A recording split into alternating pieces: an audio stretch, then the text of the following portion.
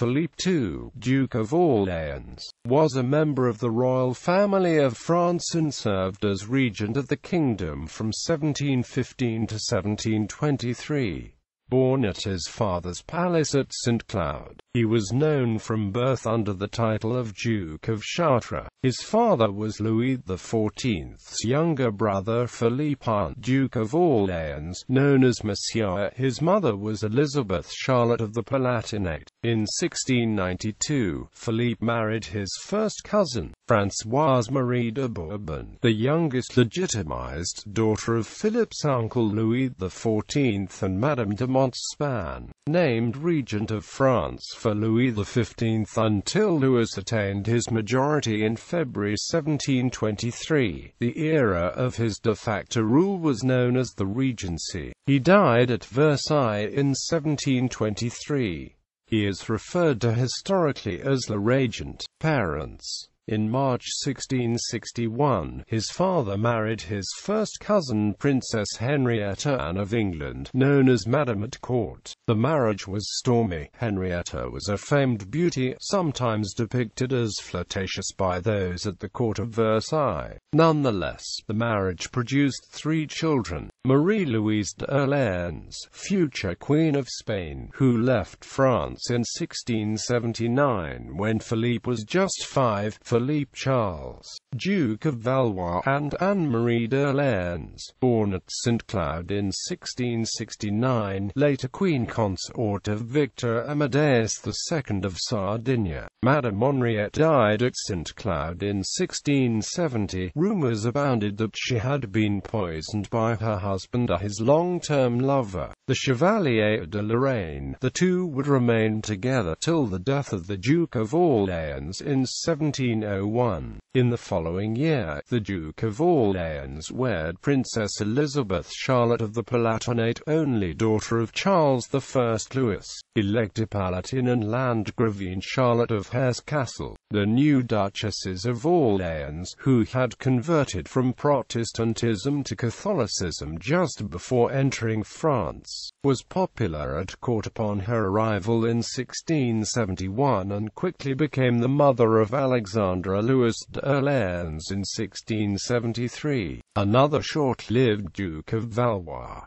The next year, the Duchess gave birth to another son, Philippe Charles d'Orléans. Youth. Philippe Charles d'Orléans was born at the Château de St. Cloud, some 10 kilometers west of Paris.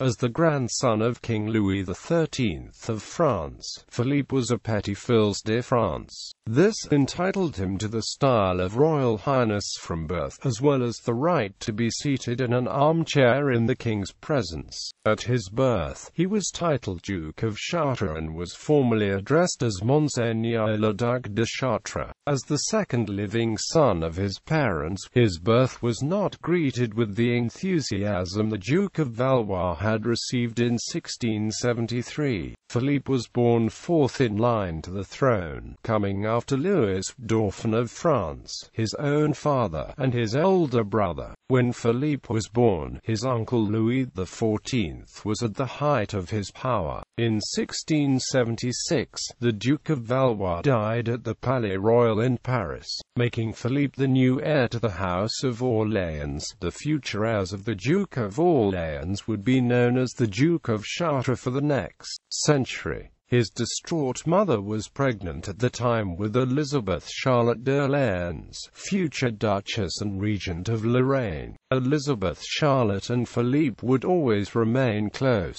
The Duke of Chartres grew up at his father's private court held at St. Cloud, and in Paris at the Palais Royal, the Parisian residence of the Orléans family, until the arrest of Philippe Égalité in April 1793 during the French Revolution.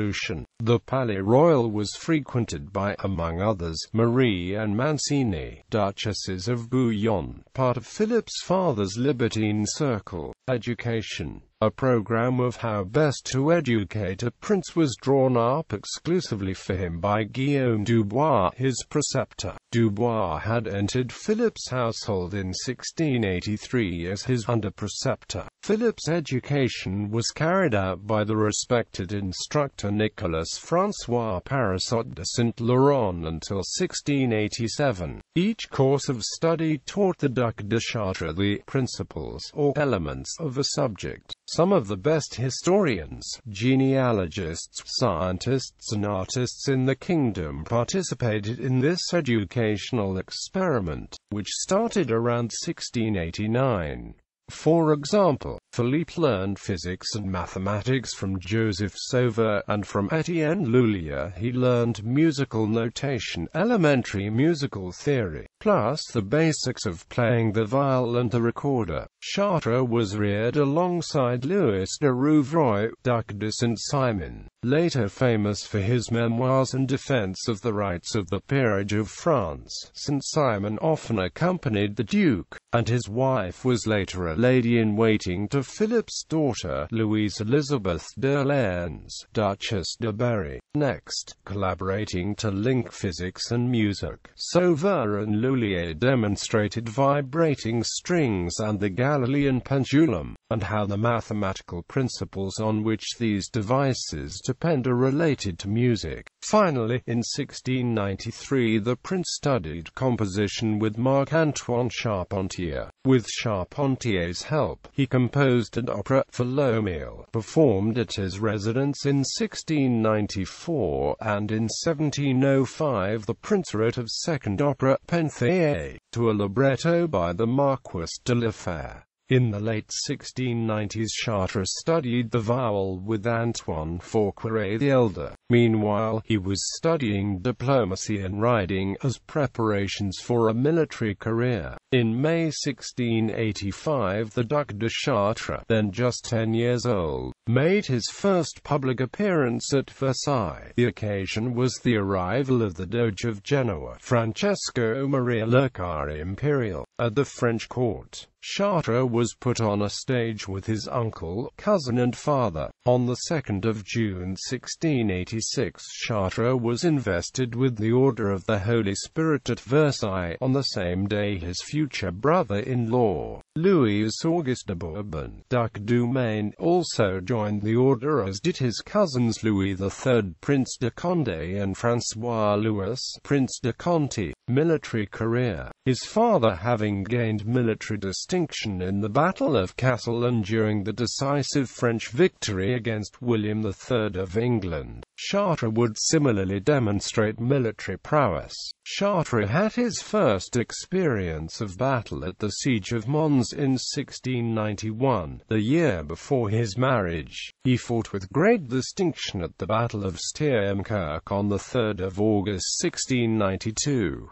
In the same year Chartres also served at the Siege of Namur. The following year Chartres served at the Battle of Landen. He fought alongside the Prince de Conti, who was wounded. During a hiatus between military assignments, Chartres studied natural science. In the next century, Chartres would serve in the War of the Spanish Succession. He was next given a command in Italy and gained much credit for the Battle of Turin. Later he went to Spain and took part in the Battle of Almansa, a major step in their consolidation of Spain under the Bourbons, where he achieved some important successes. Marriage. Constant wars with many of the major powers in Europe rendered a significant marriage with a foreign princess unlikely. Also Louis XIV told his brother Monsieur, when persuading him to accept the king's legitimized daughter, Françoise Marie de Bourbon, as wife for Philippe.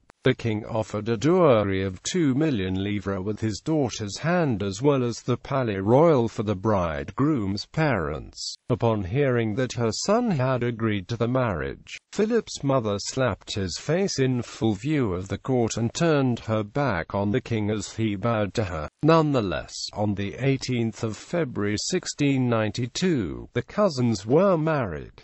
The lavish ceremony took place in the chapel of the Palace of Versailles. The service was conducted by the Cardinal de Bouillon, a member of the House of La Tour d'Auvergne. In 1685, the Cardinal de Bouillon had refused to take part in the marriage of the Duke of Bourbon and Françoise Marie's sister, Mademoiselle de Nantes, and, as a result, had been sent into exile. But he was recalled for the wedding of Françoise Marie and the Duke of Chartres. After the ceremony, a banquet was given in the Hall of Mirrors with all the princes and princesses of the Blood Royal in attendance. Guests included the exiled James II of England and his consort, Mary of Modena. At the newlyweds' bedding ceremony later that evening, the exiled Queen of England had the honor of handing the new Duchesses of Chartres her bedclothes. Madame de Montespan had not been invited to the wedding of her daughter. The young couple, mismatched from the start, never grew to like each other, and soon the young Philippe gave his wife the nickname of Madame Lucifer.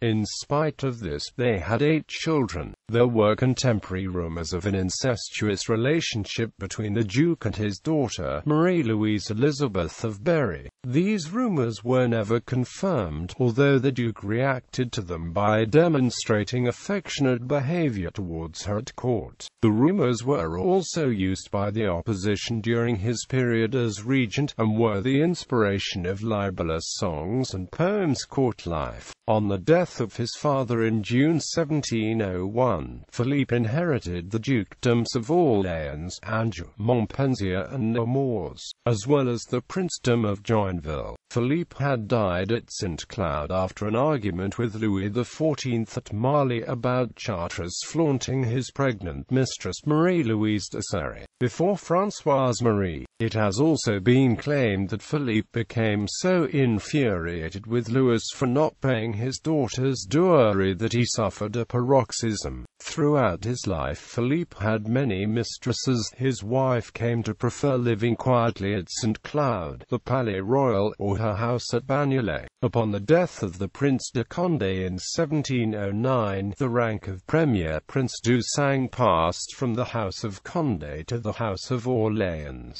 Philippe was thus entitled to the style of Monsieur le Prince, but the rank of Petit Fils de France being higher than that of Premier Prince. Philippe did not change his style, nor did his son or other heirs make use of the Monsieur le Prince style, which had been so long associated with the cadet branch of the Princes de Condé that the heads of the House of Orléans preferred to be known at court by their ducal title. In December 1697, the son of the Dauphin Louis de France married Princess Marie Adelaide of Savoy, eldest daughter of Philip's half-sister Anne-Marie. The match was negotiated as part of the Treaty of Turin, which ended Franco-Savoyard conflict during the 9 Years' War. The couple were the parents of 2 Dauphins of France, Louis, Duke of Brittany, who died in 1712, and Louis, Duke of Anjou, the future Louis XV. In 1710, his eldest surviving daughter Louise Elizabeth d'Orléans married her first cousin Charles,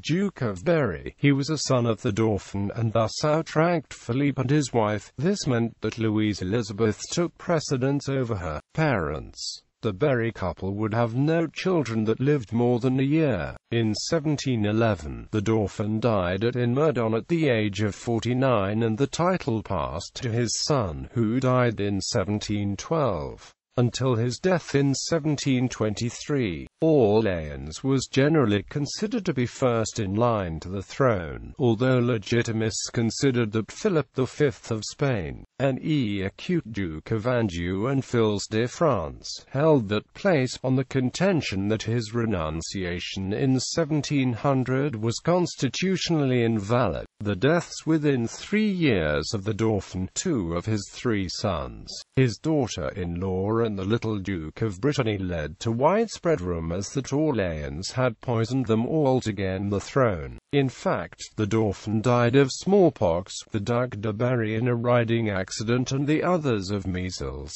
but they did great damage to Orléans' reputation, and even Louis XIV seems to have at least half believed them. Only in Orléans' last years did the obvious affection between himself and Louis XV, and the young king's robust health, cause the rumors to die away. In his will, Louis XIV appointed Orléans president of the Council of Regency for the young King Louis XV. The Regency. Months before the death of Louis XIV, Philippe was present at the Persian embassy to Louis XIV. Mohammad Reza Beg was a high-ranking official to the Persian governor of the Yerevan province. He had been chosen by the Safavid Persian Emperor Sultan Hussein for the mission and traveled with a grand entourage, as suitable to the diplomat of a mighty empire. The scene of the Persian ambassador's entry into Paris, the 7th of February 1715, was described by François Marie de Bourbon, a nobleman who was delegated the diplomatic position of liaison officer to the Persian delegation.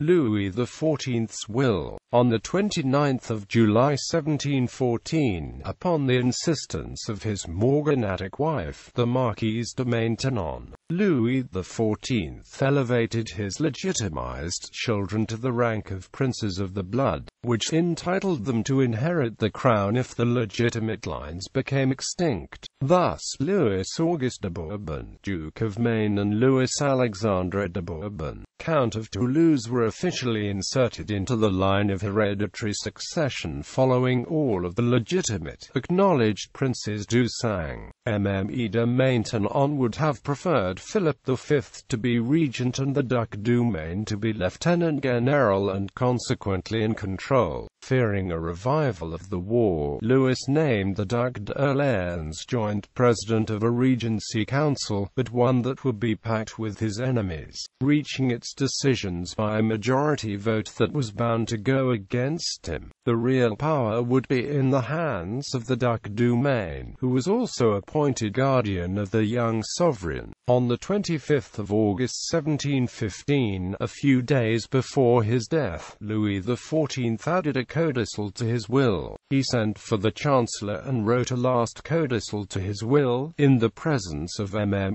de Maintenon. He was yielding, out of sheer fatigue, to his wife and confessor, probably with the reservation that his extraordinary action would be set aside after his death, like the will itself. Otherwise he would have been deliberately condemning his kingdom to perpetual strife. For the codicil appointed the Duc du Maine commander of the civil and military household, with Villeroy as his second-in-command. By this arrangement they became the sole masters of the person and residence of the King of Paris, and all the internal and external guard of the entire service, so much so that the regent did not have even the shadow of the slightest authority and found himself at the mercy. The evening of the 25th of August, Louis XIV had a private audience with the Duke of Orléans, his nephew and son-in-law, reassuring him, "You will find nothing in my will that should displease you.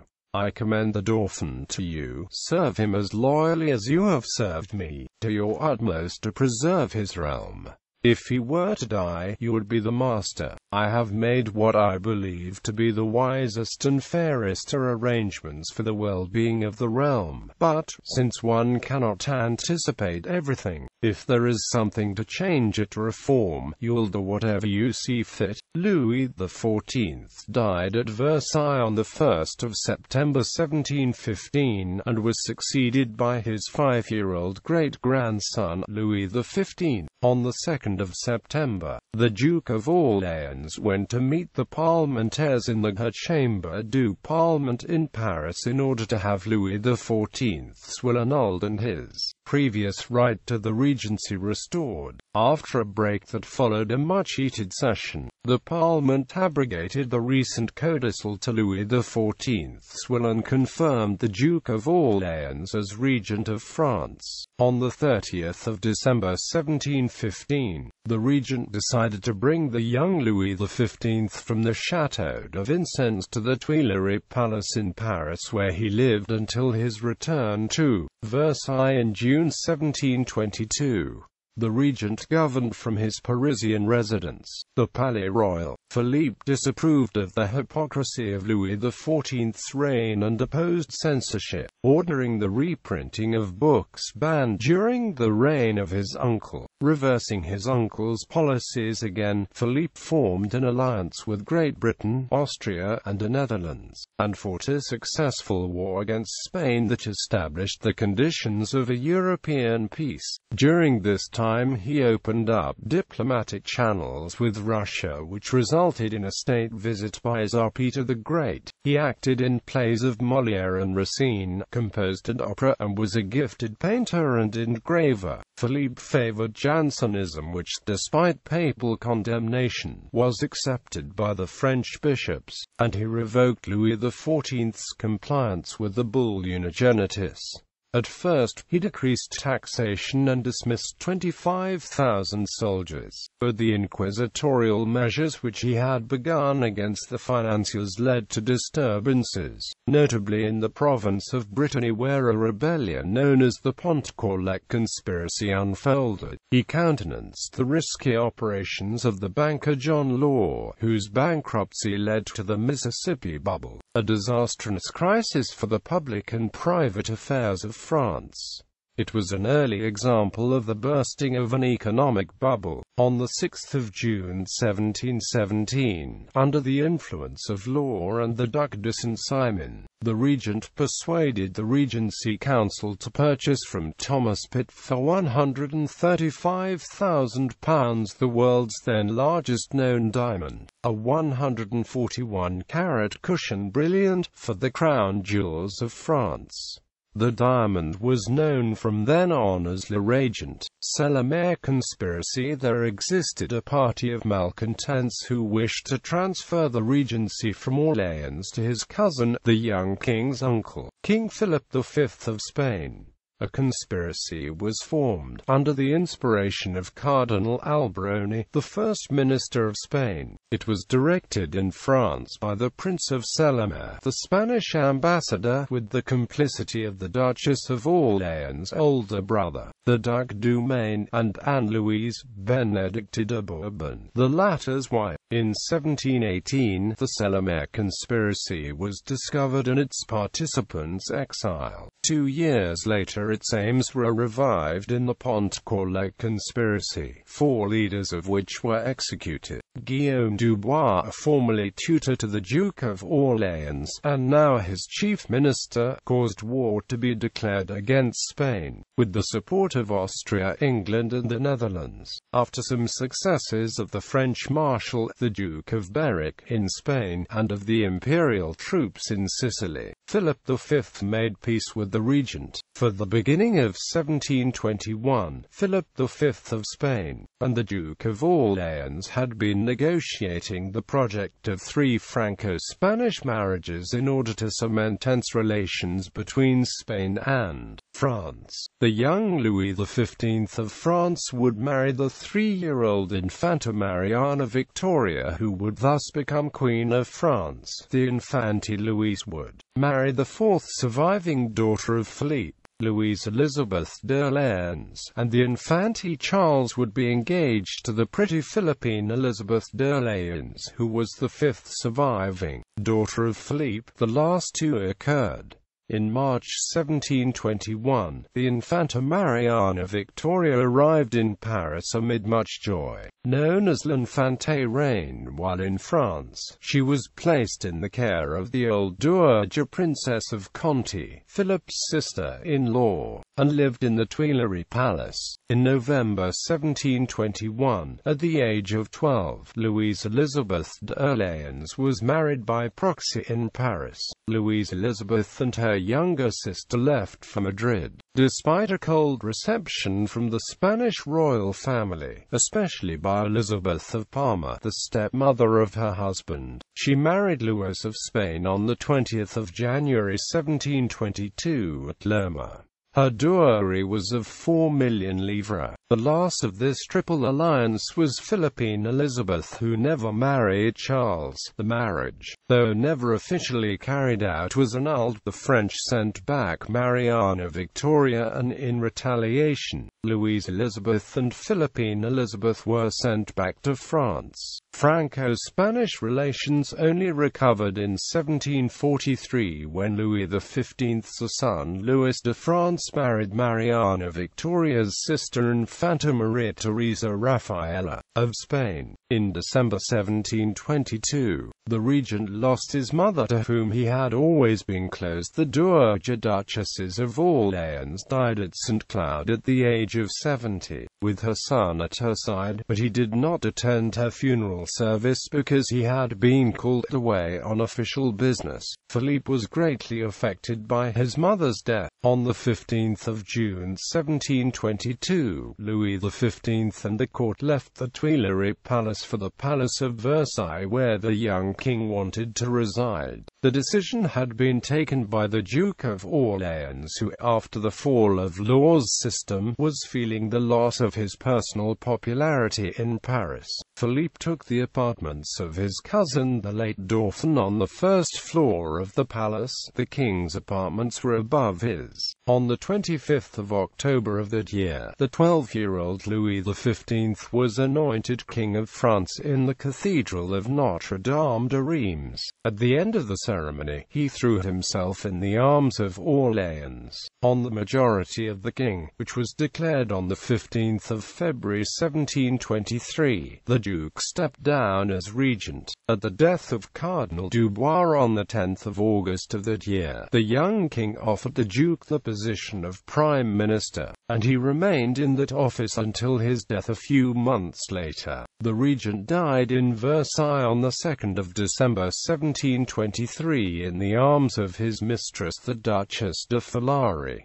Louis XV mourned him greatly. The Duke of Bourbon took on the role of Prime Minister of France. On the 3rd of December, the Duke of Orléans' body was taken to St. Cloud, where funeral ceremonies began the following day. His heart was taken to the Val de Grace Church in Paris, and his body to the Basilica of St. Denis, the necropolis of the French kings and the family. The heart of the Duke of Orléans is now at the Chapelle Royale de Dreux, the necropolis of all the members of the Orléans family. Built in 1816 by his descendant Louise Marie Adélaïde de Bourbon, Duchesses of Orléans, wife of Philippe Égalité. The chapel was completed as the Orléans family royal chapel during the reign of his great-great-grandson Louis Philippe I, King of the French. The Salomé conspiracy is the subject of one of Alexandre Dumas' novels, The Conspirators' Legacy. The Duke assembled the Orléans collection, one of the finest collections of paintings ever made by a non-monarch, which was mostly sold in London after the French Revolution. He promoted education, making the Sorbonne tuition free and opening the Royal Library to the public. The city of New Orleans, in Louisiana, U.S., was named after him. Issue. Marie Isabelle d'Orléans died in infancy. Marie-Louise Elizabeth d'Orléans married Charles of France, Duke of Berry, and had no surviving issue. Louise Adélaïde d'Orléans, Abbess of Charles, died unmarried. Charlotte Agla Acute d'Orléans married Francesco III d'Este, Duke of Modena, and had issue. Louis d'Orléans, Duke of Orléans, married Margravine Johanna of Baden-Baden and had issue. Louise Elizabeth d'Orléans married Louis I of Spain, no issue. Philippine Elizabeth d'Orléans engaged to Infante Carlos of Spain, no issue. Louise Diane d'Orléans married Louis François de Bourbon and had issue. Illegitimate issue. Philippe also had several illegitimate children with several women, 4 of whom he acknowledged. by Lenoren, a doorkeeper at the Palais Royal. N. Attard d'Orléans married Henry de Charency, by Florence Pellegrin, Dietler Florence, a dancer at the Opera House. Charles de Saint-Alban, dit l'Abbé d'Orléans, Archbishop of Cambrai, legitimized in 1706, by Marie-Louise Madeleine Victorine La Belle de la Boissière, died Comtesse d'Argenton, Madame d'Argenton, Mademoiselle de Serry, a lady of noble family, who was lady-in-waiting to the Dowager Duchess of Orléans, daughter of Daniel La Belle de la Boissière and wife and a mass-parent. Jean-Philippe, dit le Chevalier d'Orléans, by Christine Antoinette Charlotte Desmares, a beautiful actress of the Théâtre Français who was painted by Jean-Baptiste Santerre, daughter of actors Nicolas Desmares and Anne Denebo. Philippe Angélique de Froissy. Ancestors. Titles, styles, honors and arms. Titles and styles: the 2nd of August 1674 to 9 June 1701, His Royal Highness the Duke of Chartres. The 9th of June 1701 to 2 December 1723, His Royal Highness the Duke of Orléans. The 12th of September 1715 to 15 February 1723, His Royal Highness Monseigneur le Regent. Honors: the 2nd of June 1686, created Knight of the Order of the Holy Spirit. 1701, created Knight of Order of the Golden Fleece.